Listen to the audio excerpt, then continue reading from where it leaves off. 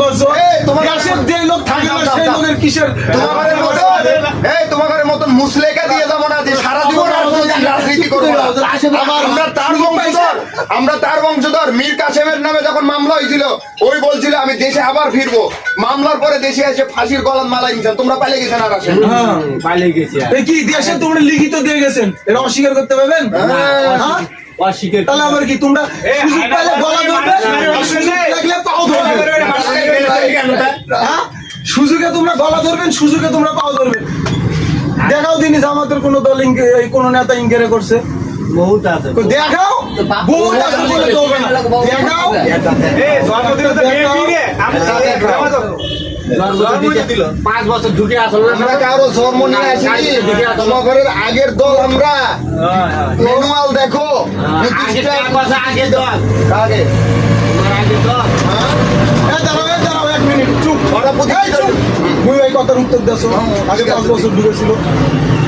তোমরা কয় ভাই বোন? তোমরা কয় ভাই বোন? আমি একাই। তুমি একাই? এত কয় ভাই বোন? দুটো বোন। তোমরা তিনজনই কি এক হাড়িত খান?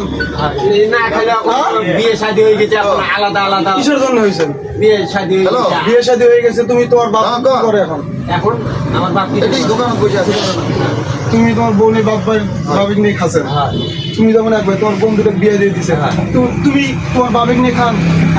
তাহলে খান। আমি খাই আমার বাবিক নিয়ে খাই না। আইনুল আঙ্কেল, আপনার শ্বশুর বাড়ি যেটা সে একটা কথার কথা, আপনি ইচ্ছা করলে এক হাড়ি শ্বশুর বাড়ি খেতে পারতেন না?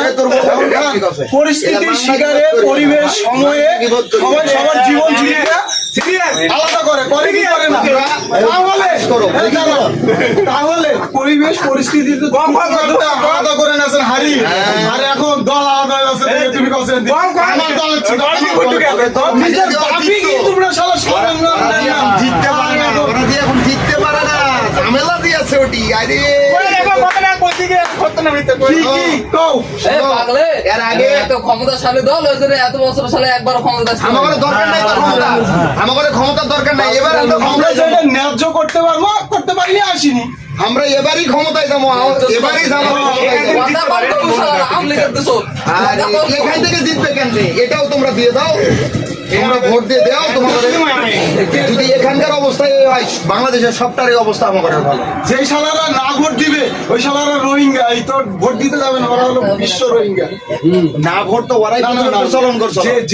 যারা ভোট দিতে যাবে না, না হারা তো করিনি, তোরা কই চালান, জামাতারা কই চালান। আমরা না ভোটের পক্ষে ছিলাম না, আমার কথা হলো যেটাই করবে সেটাই আমরা রাজি।